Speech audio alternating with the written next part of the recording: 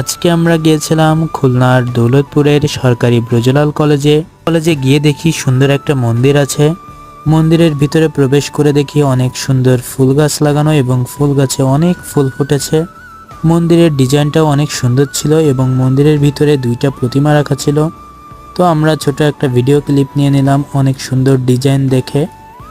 আজকের দিনটা অনেক রোদ ছিল, কিন্তু বাইরে প্রচণ্ড বাতাস হচ্ছিল, যার কারণে তেমন গরম লাগতেছিল না।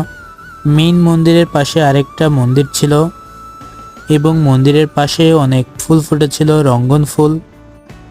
আমরা মন্দিরের ভিতরে গিয়ে প্রতিমার ছোট একটা ভিডিও ক্লিপ নিয়ে নিলাম।